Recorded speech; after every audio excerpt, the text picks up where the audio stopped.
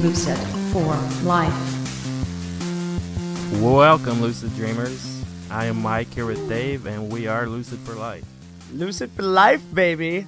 It's been a while, Mike. How you doing, buddy? Been a bit. Good. Oh, goodness gracious. We got a lot to talk about today, buddy. Your favorite? I always say it's your favorite, but Astral Projection. Yeah. Yeah, I called an old friend of mine. It's been a while since I talked to him. Older gentleman. When I was growing up, he helped me build computers and stuff. And yeah, this is how he brought me kind of into lucid dreaming. He started me with astral projection, and he's a big, firm believer in astral projection. But I switched from trying to do the techniques of astral projection into just doing the techniques for lucid dreaming, which in my eyes seem about the same. And in my opinion, lucid dreaming is astral projection, but I mean, I have a few stories of myself I can't explain, and so does my grandmother, who's really, in the churchy side, so she would have no reason to use any kind of make-believe, so I don't know. I believe in it, but on the same hand, I look more towards the lucid dreaming part of it, Well, yeah, I don't really believe it's like the astral plane is a actual place you can visit and meet other people in, but hey, if that's what you believe, we don't want to step on you in this podcast. No, absolutely not. No, I mean, I'm open to it. I'm ready to be proven wrong, but absolutely, based on the information that I've received and experienced myself, it's just too much like a lucid dream. So whatever. Absolutely. I looked up on Wikipedia. Some people don't agree with it, but I thought it was a little enlightening. I just wanted to read kind of what exactly astral projection is. It's an interpretation of an out-of-body experience or being separated from the physical body, and it's capable of traveling outside of it. That being said, I just want to point out the fact that it is an experience. It feels like it. It's something that you wake up and it's hard to explain it. It's nothing like a dream, but yet in dreams there's a bunch of different feelings. And again, I'm not bashing it because there's a lot of things backing up astral projection. And a big firm believer is Albert Taylor. Mike, I sent you that book, Soul Traveler. Right, yeah. Yeah, well, that guy's a firm believer on this. A lot of good stories in that book. I just, real quick, I put it up on Facebook. If anybody wants to check it out, I just threw it up on our Facebook page. Made it as a comment. So if you want to hop on our Facebook page, give us a like and check out that Soul Traveler. If you're into astral projection, this guy will enlighten you pretty well on it. Short story, good book. Yeah, I enjoyed reading it. The book I've been reading is Astral Dynamics by Robert Bruce. And it's actually got, I just enjoyed it for the meditational practices and well, he called it energy stimulation or whatever. I don't know if I believe in the whole chakras and energy body stuff. I was actually going to talk a little bit about the chakras today because that's what the older gentleman started me on, so. It's just, I think we're focusing on the actual practice of it and exercises and not really the spiritual nonsense stuff. But. Right. My grandmother told me a story when I was younger. It was her first out-of-body experience that she had, and it was real simple. She was undergoing some sort of surgery, and she could recall what the doctors were saying about a complication she was having. And she asked them about it after she came to, and they said, well, Randy, you were out for that. You shouldn't remember that. You were under.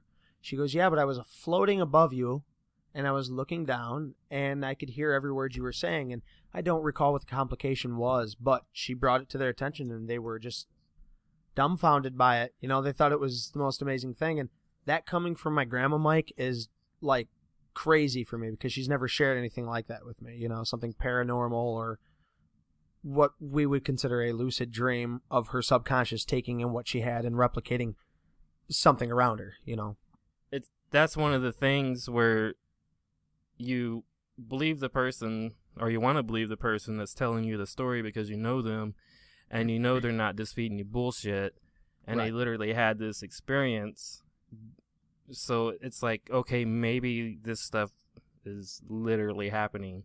Right. And it kind of keeps you open to it. Right, absolutely.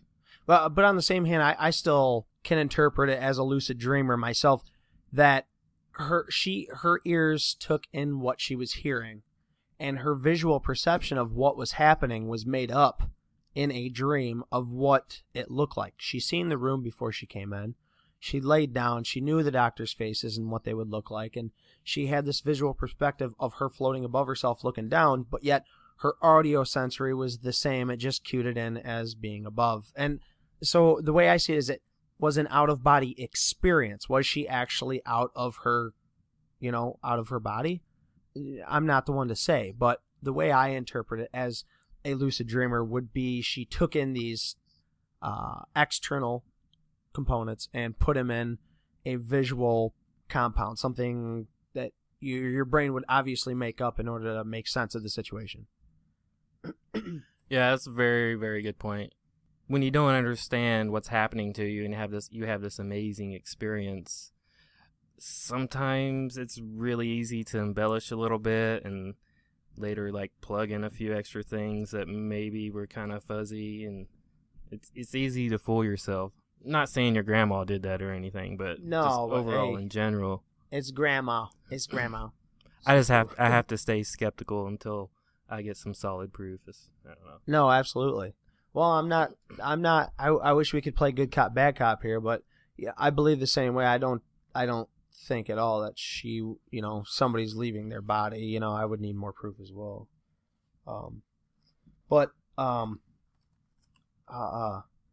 It's like you were saying though earlier, Mike. It is a good technique, and when I was younger, I used this technique, the Chakra Technique.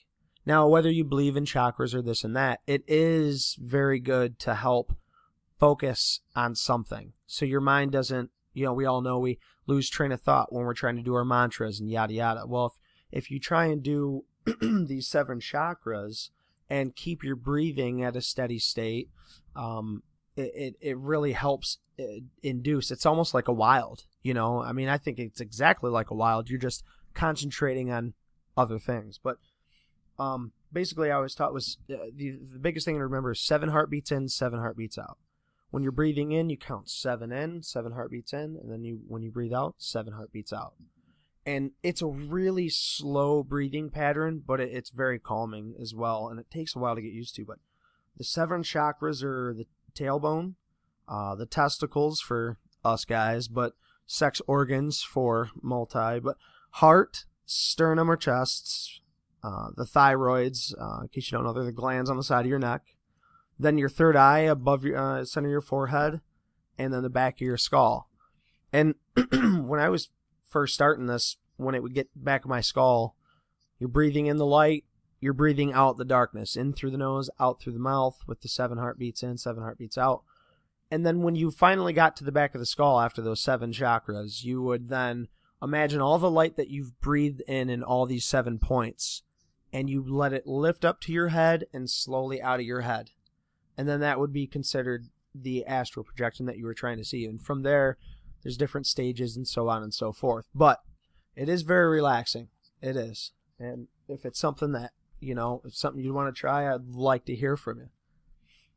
Yeah, that's pretty interesting. I didn't get that in depth with my stuff. I didn't get all the way through the book I'm reading anyway, but I try to keep it a little more simple because I don't know why. I've tried the breathing meditations, and it seems like as soon as I start thinking about my breathing, it's more difficult for me to breathe. I don't know if that makes sense. It's like when I think about it, I have to control every breath. Yeah, when you're trying to focus on it. Yes. Yeah. I can't just observe it like you're supposed to. Absolutely. Yes, absolutely. I'm with you on that. That was a big wall, a big challenge when I was younger, when I was trying this stuff. And then I'm always leaning more towards the side of whatever's more comfortable, whatever's more relaxing and that eases the mind. Right. That's a good point. Well, Mike, I don't know. I was hoping maybe you could share some of your experiences. Like, what do you do when you lay down and try and focus? Because I have trouble sometimes holding still, and trying to stay in the moment. Too many thoughts racing through my head. What do you do? All right. Well, so I'm not really trying to do a full-on teaching of astral projection, but you bring up a point. The quintessential part of astral projection, wild, dream exit, induced lucid dreaming, is getting to that relaxed, trance-like state before you do anything else. So really, it's just a lot of relaxation in the beginning. Yeah. I mean, really, that's why I prefer the dream exit, induced lucid dreaming, because if I can manage it, when I wake up from a dream, I just have that slight presence of mind just to hold still, don't move, don't think about anything, and it just Absolutely. goes straight into the body awareness or whatever induction techniques. That's where I've had 90% of my success rate. Yeah. Wilds, I mean, you can end up just staying awake the whole time. So, Oh yeah, I've had that trouble too. Either I'm up and wired during a wild and I can't go back to sleep, or I pass right out with no recollection of trying to get past the initial, I'm tired. Yeah. Oh my God. So yeah. How do you relax your body? That's probably the number one thing I've been looking for in my research of astral projection, and really they're oddly silent about that. I found a few things, but obviously the just coming out of sleep is number one for me, like I just said. But really a lot of it's just about meditation. You can, some of the things I've read and makes a lot of sense is to maybe do a wake back to bed, spend that time meditating, and then lay down and do your inductions. Or, do the meditation and then lay down and do some, breathing awareness that we've talked about. When you say meditating, what do you do exactly? I mean, when I'm meditating, I'm just kind of trying to keep one thought in my mind, whether it's focusing on becoming lucid and then what I do from there, or just try and keep my mind clear and think of an empty space, or keep a mantra in my head, as I'm just trying to keep my body as relaxed as I can. And to me, that meditation is the same thing I'm doing when I'm actually trying to either have a wild or do some form of AP, Yeah, I'm not one to teach meditation either. It's always a learning experience, isn't it? Yeah, it takes a bit. I guess the simplest way that I've ever even tried is focusing on breathing, but mostly just empty your mind of thought and just be relaxed. I mean, that's as simple as it gets, really. How you do that is for you to learn, really. I mean, there's plenty of stuff online to look up meditation, but oh yeah, that's every teaches their own. Everybody does it differently. Whatever it takes to relax you and get you in the mode, I guess. I know when my mind's ready because I've set it in stone in my head that I'm laying here for a specific reason, and that is to lucid dream, and that's what I need to do in order to get what I want done. Yeah, I can't think past the sirens in the background. I live way out in the country, and you don't ever hear sirens, and that's twice now since I've been on Skype with you. Yeah, I think they got lost. Yeah, they they're just going around the block. Yeah. We'll find them. Keep going around the block. Shit. But anyway, yeah, meditation. LaBerge also has a way to relax your body. He talks about the 61 point, not masturbating, 61 point. What's it called? The 61 point thing.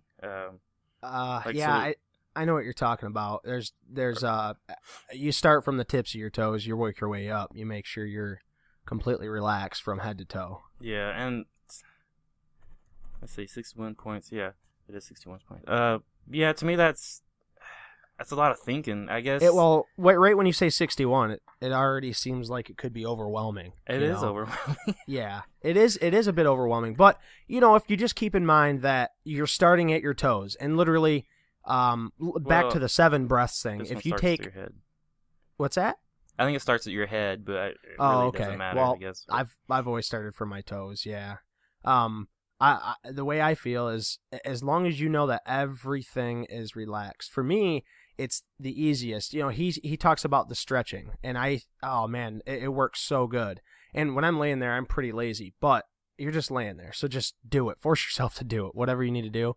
But I crinkle my toes up, and I flex my feet and my calf muscles for about, I don't know, just a couple of deep breaths in, and then I let it go, and then I just focus on how relaxed that is to not have those muscles tensed. Then you move up to your thighs, your buttocks, your stomach, whatever muscle that you can tense up, focus on a key group, isolate that muscle, tense that up, release it, and notice the change in relaxation.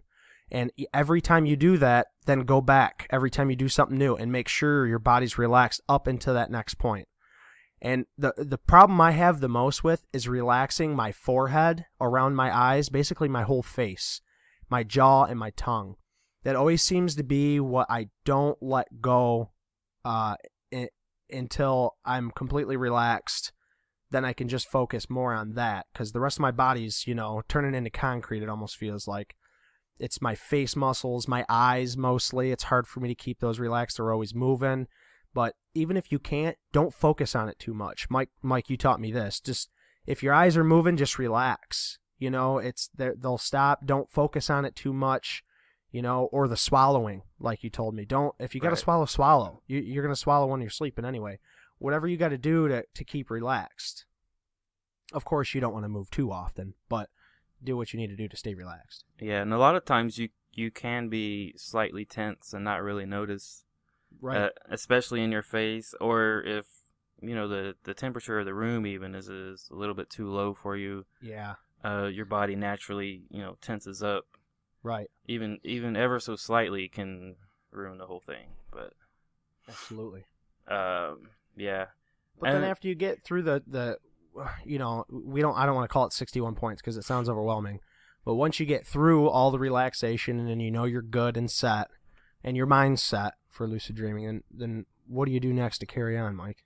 Well, generally when you get relaxed enough, you gotta focus, or you'll just fall asleep. So to me, there seems to be, really 4 different ways to do it. The one where you focus on like the hypnagogic imagery or visualization.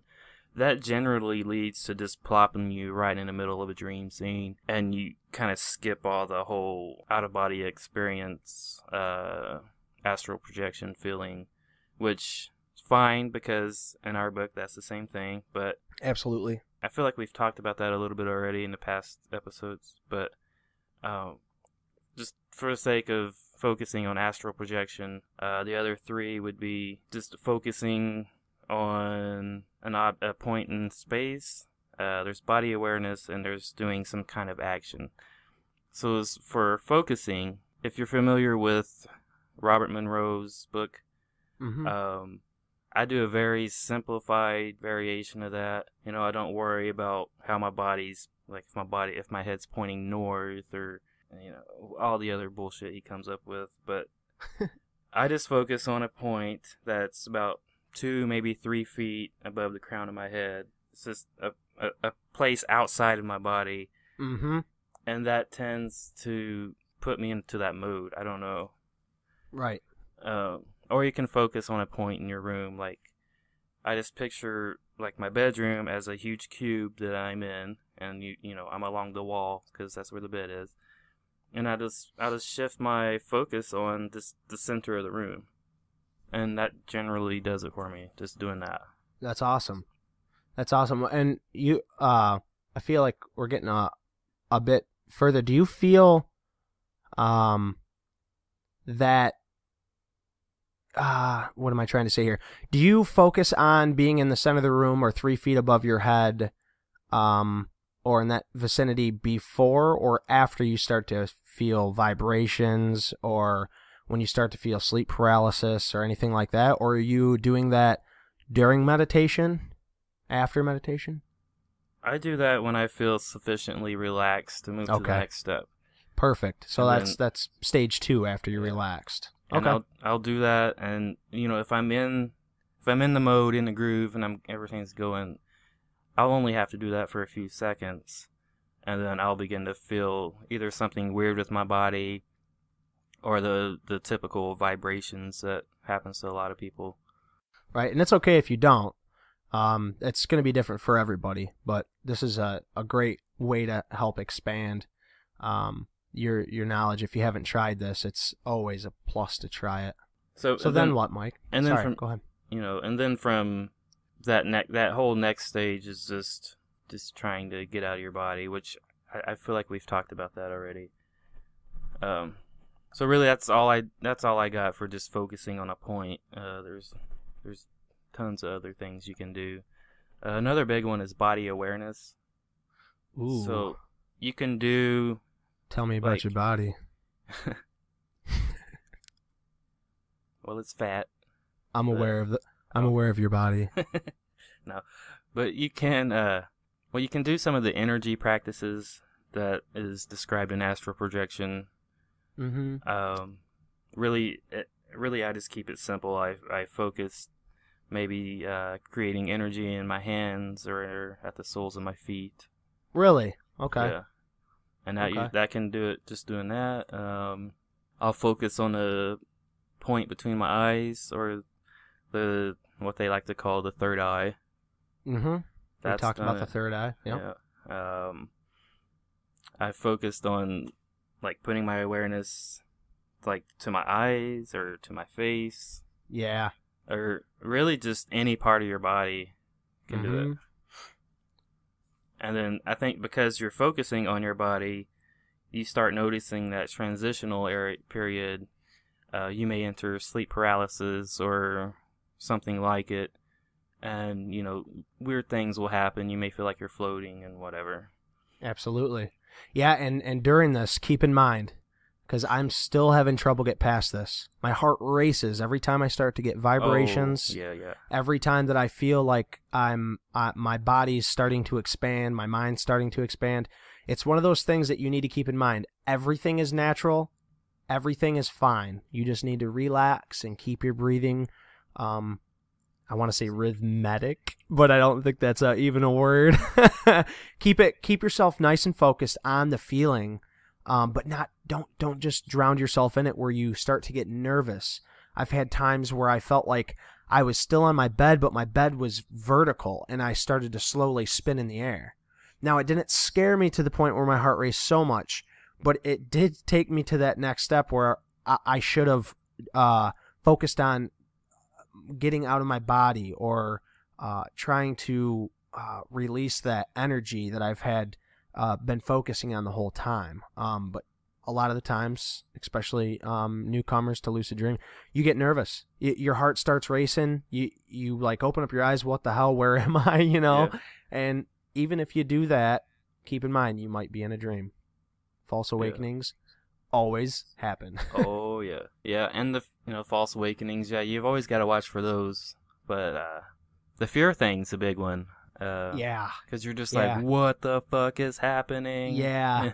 Am I dying? Flashes of lights, feeling like my body's getting shook around a little bit. It can be nerve-wracking at first because you don't realize that your body can feel these things while you're just laying in bed and meditating, Yeah. But you learn to love them. You learn to love them. Yeah, and I don't want to schema infect anybody, but there's also anyone that's heard anything about astral projection or sleep paralysis. There's the whole, dark, evil entity thing that comes in your room. It's good to bring it up. It's totally fake. They're not there. It's just projections of your mind. Yeah. If you're religious, you can pray them away. Whatever it takes. If you're like me, you can get pissed off and cuss them out. They'll go away. Just Yeah. You got to stay relaxed. Yeah. Just don't worry about it. Just keep telling yourself everything. There's that's a lot of happening to that you is fake. In that Soul Traveler, I posted on our Facebook. There's a lot of that in there. too. And a lot of that stems from religious belief and what he did to help control that, or help understand that, I should say. So just let that pass through your mind. If you see something, share it with us. We want to hear about it. You know, it's just one of those things. It's just another stage to get by. So yeah, and there's some that will teach you to, you know, create good energy or white light or whatever. Absolutely, if you channel love, love towards them. That works too. If I mean, whatever helps you is fine, but realize that it's all fake. You know, it's not really there. Nothing's gonna hurt you ever. You're just gonna wake up later. So, absolutely. And as far as the excitement, the heart racing, I get excited because I'm just so fucking happy that it's happening. You know, I'm not really scared anymore, but I'm just like, yeah, right. And I'm like, no, calm down, yeah, calm down, yeah, we're almost there. We're almost there. It's like a ride to Cedar Point or something. Yeah, and and another thing too, I get really impatient. You know, I want to go to the next stage, and I'm just trying to slip into it fully. So, yeah.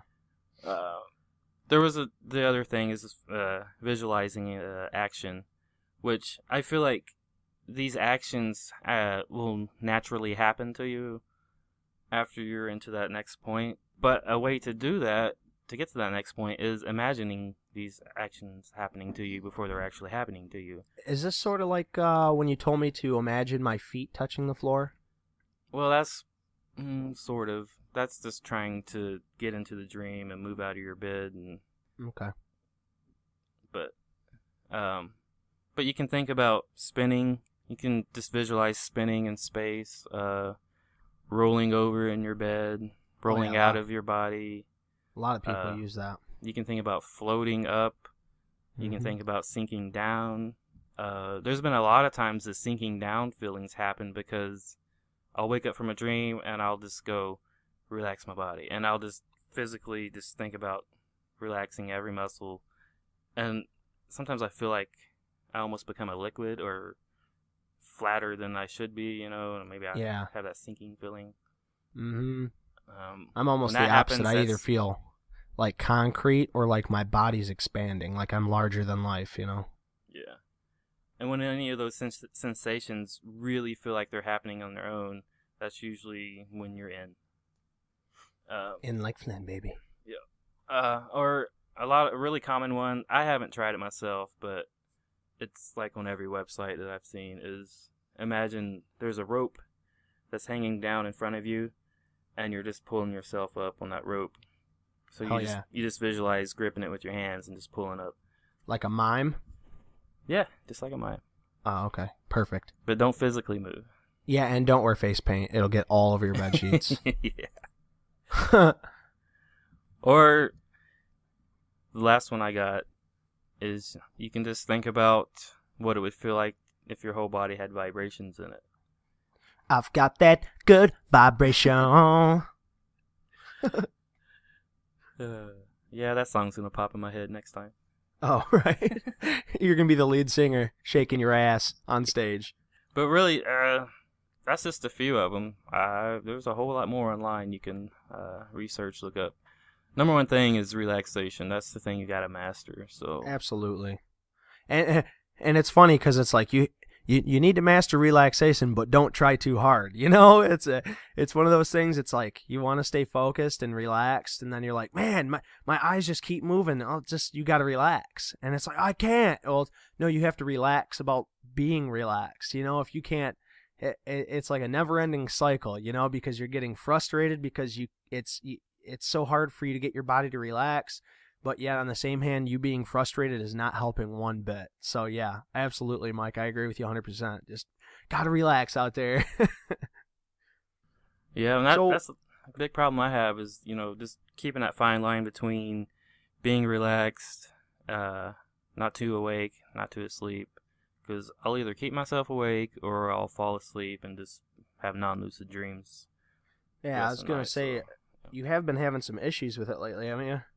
Yeah, well, I've just been really tired. Just changing my work hours, and you know, not really getting the amount of sleep that I would like to get, and all that stuff. So right, even stress will do it to you. Anyway, that's really all. That's the techniques that I use. So, if you guys, if any of your listeners have better suggestions, better techniques, especially the relaxation part, because I could still use a lot of help myself, just shoot us a message and let us know. Yeah.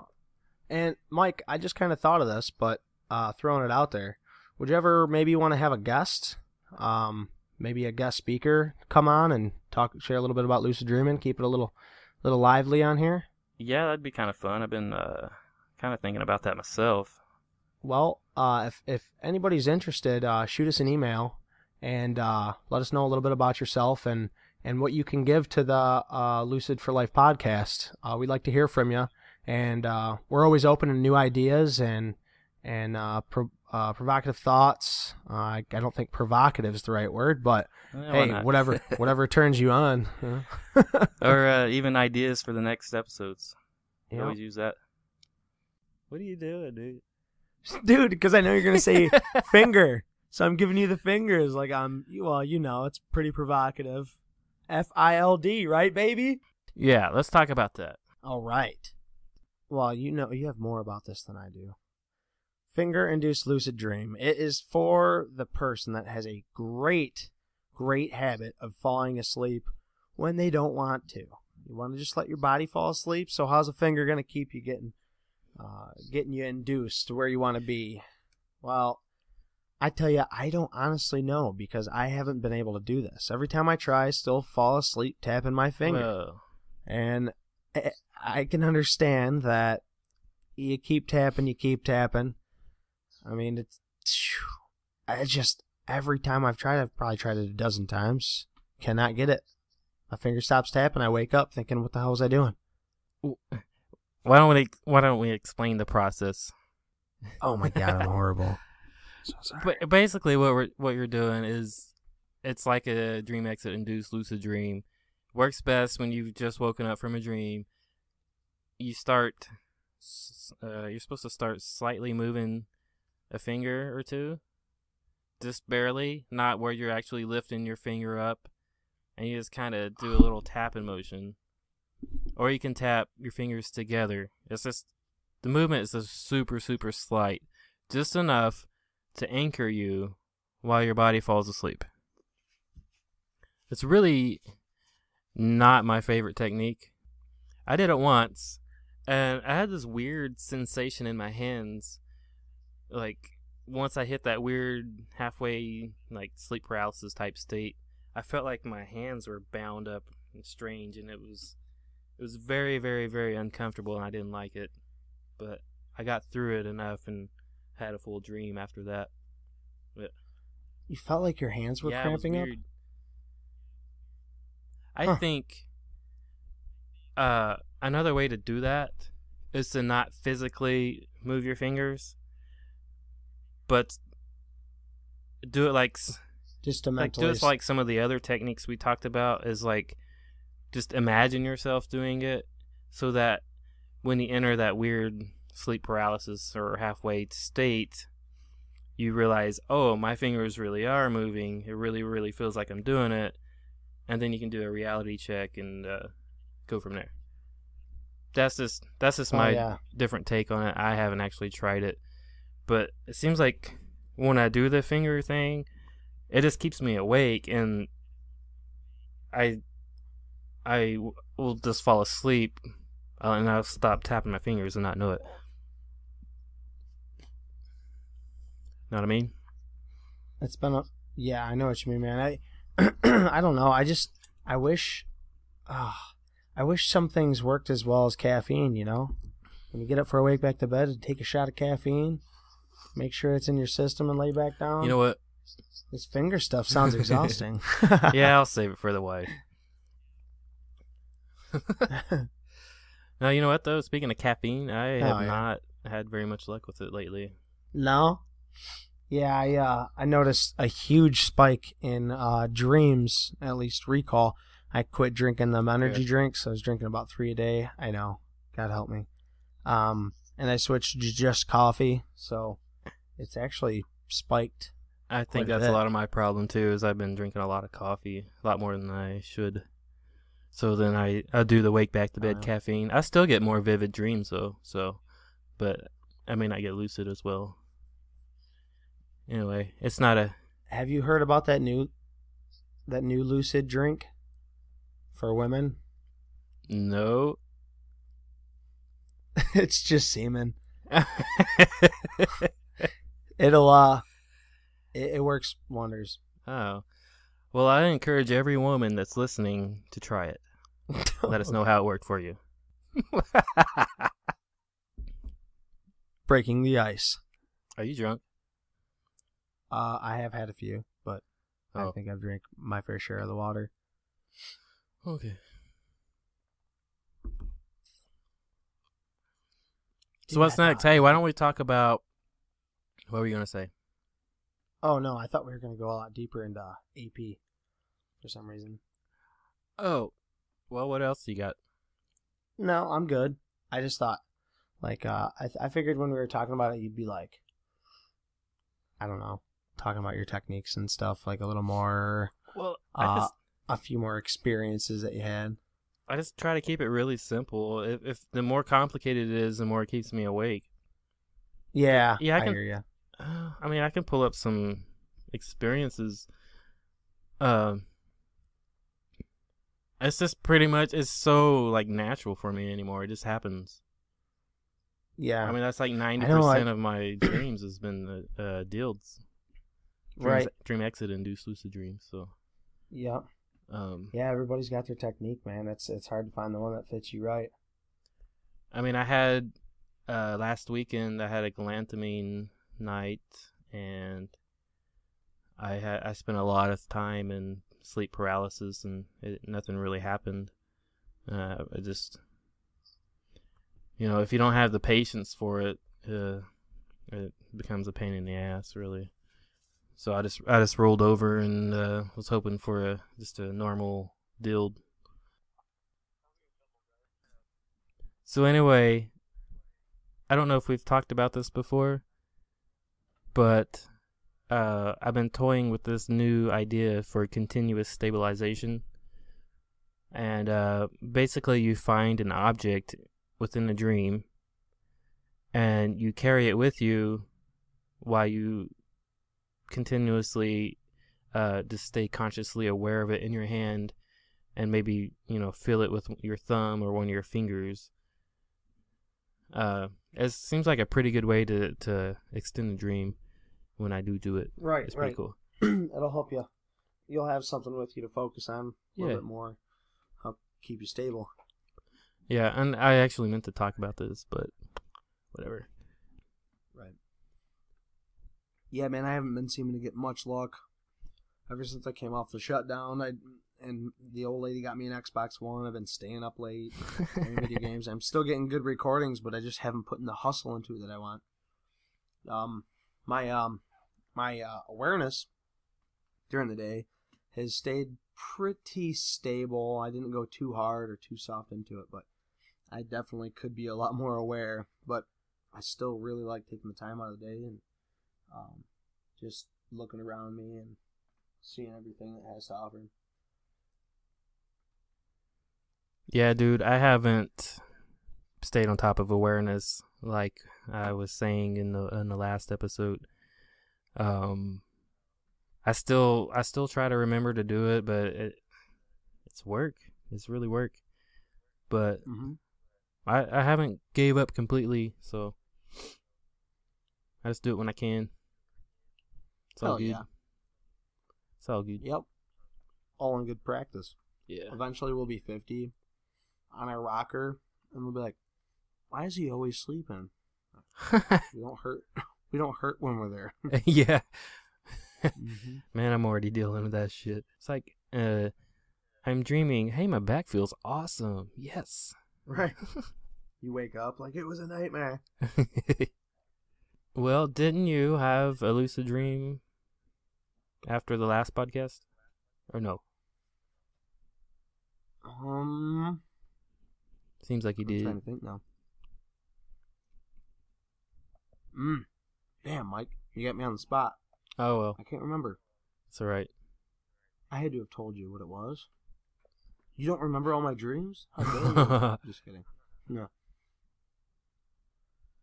Oh, but it seems like these podcasts give me a lot of luck. It gets me really going. Yeah, Love it. you'll get one tonight if you stay off the fucking Xbox. Oh, yeah. Oh, jeez. Dude, I got to. The old lady's got to. She started taking it over. She started watching all of her videos and stuff on it. Hey, speaking of the old lady, someone sent us an email. Thought it'd be cool to, I think his name is Ed. He thought it'd be cool to have your fiance and my wife comment on the podcast, but unfortunately my wife won't even consider it, which that's fine. I mean, I think it's for all people. I think it's just recording your voice for other people to hear. Nobody likes to hear their own voice. No, especially not for the first time. I cringe when I listen to the podcast, but yeah, I'm with you on that, brother. That's just human nature, I think. I chatted a bit with my old lady about it. I got some stuff out of her, but I'd like to hear her voice on the radio. So hopefully, is she gonna do it? Podcast. Yeah, she said she would do it. She just said, not right now. So I'm probably gonna have a nice hidden microphone. And no, I'm just kidding. But I'm gonna interview her. I'm gonna get a little bit out of her. It's different when you got a couple that constantly wake up every day and share about dreams. It's a different kind of relationship, but it's not different to us, you know. I think lucid dreaming's brought us a little closer together because there's more to talk about, subject that we both are common on, and we both love to do. Well, it helps that your fiance has actually had lucid dreams, and she knows what you're talking about. So, right, but yeah, because at first she was just like, "Okay, whatever you say, honey," you know, and then she has one, and then she's like, I know why you're obsessed. You know, it's like, oh, thank you for understanding. I really appreciate, you know. Yeah, and we've mentioned this before, I think, that comment. And my wife, I can sum up everything she's going to say is, when I go to sleep, I want to sleep. I don't want to have to do work. So that's my wife on lucid dreaming. I don't need to record her. That's it. That's all she'll say. I'm like, can I at least record you saying that? And she's like, no, you already mentioned on the podcast, so there's no point. Fine, fair enough. Done. It's and I don't really talk to her about lucid dreaming anymore because I can see her eyes; they just glaze over, you know, and she goes someplace else. It's like when she's talking about shoes or something, right? And she knows that my eyes glaze over, but she tells me anyway, so. I do the same thing to her when I'm really excited about a dream, but it's okay. Okay, have a nice day. Yeah, my daughter gives me the same thing too. I don't know, man. Why? How come? I don't understand why not everybody's just excited about lucid dreaming. Right. And you know, I still get I guess afraid to talk to people about it because I don't want them to judge me or think I'm some kind of loony. So I want to talk about it at work and stuff, but I'm working with new people now, and I'm like, they don't really know me that well, so right. I'll save it for later. The key to it is coming on really subtle, you know.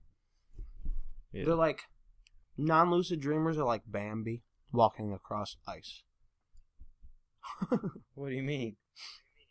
Well, they're really skeptical. They're bound to try and slip away from you.